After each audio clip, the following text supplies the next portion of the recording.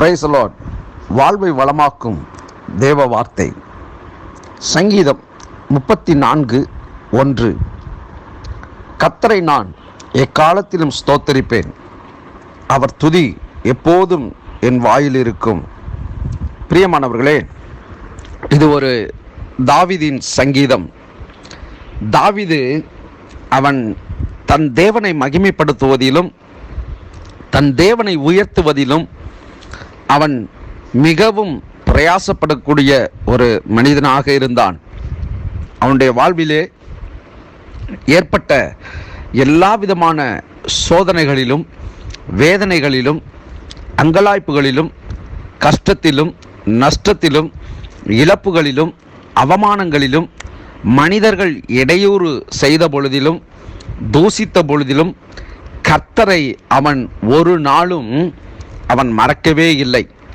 கர்த்தரை உயர்த்துவதை அவன் ஒரு வேளையும் அவன் நிறுத்தவே இல்லை. அவன் சொல்லுகிறான், கர்த்தரை நான் எக்காலத்திலும் ஸ்தோத்தரிப்பேன். இன்றைக்கு தேவ பிள்ளைகளே, நம்முடைய வாழ்க்கையில் ஏதாகிலும் ஒரு நிலைமை கொஞ்சம் மோசமாக இருந்தால் அல்லது பண பற்றாக்குறைகள் இருந்தால், மனிதர்கள் சற்றே குரலை உயர்த்தி பேசிவிட்டால் நம்முடைய இருதயம் துவண்டு போகிறது, சோர்ந்து போகிறது. கர்த்தருடைய நாமத்தை தொழுது கொள்வதற்கு நாம் விரும்புவது இல்லை. ஏன் என்னுடைய வாழ்க்கையில் இப்படிப்பட்ட காரியங்கள்? நான் கர்த்தரை துதிக்கிறேன் அல்லவா? ஏன் என்னுடைய வாழ்க்கையிலே பொருளாதாரத்திலே ஒரு உயர்வு இல்லை? என் வாழ்க்கையிலே ஒரு மன அமைதி இல்லை? என் வாழ்க்கையில் ஏன் போராட்டங்கள் என்று சொல்லி சோர்ந்து போய் விடுகிறோம். ஆனால் தாவீதை குறித்து அருமையாய் சொல்லப்பட்டிருக்கிறது. அந்த மனுஷன் கர்த்தரை உயர்த்துகிறதிலே அவன் குறைவுபடவே இல்லை. அவன் மகிமைப்படுத்துவதை அவன் நிறுத்தவே இல்லை. அவன் வாழ்க்கையில் வந்த சூழ்நிலைகள் எல்லாவற்றையும் நாம் அறிந்திருக்கிறோம்.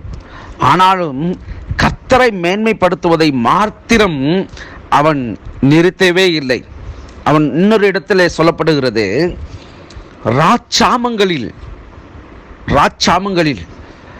அவரை நினைக்கையில் என் படுக்கையை கண்ணீரால் நினைக்கிறேன்,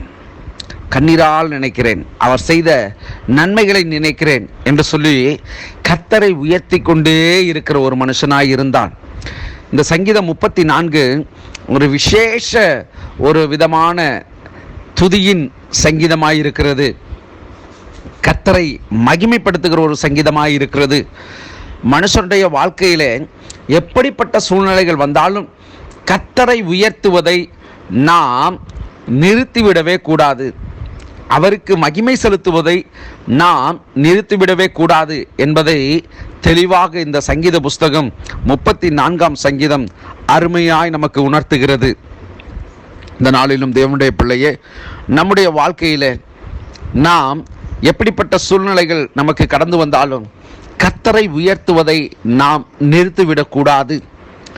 இதிலே கர்த்தர் நமக்கு அவர் அடைக்கலமாயிருக்கிறார், துருகமாயிருக்கிறார், கோட்டையாயிருக்கிறார்.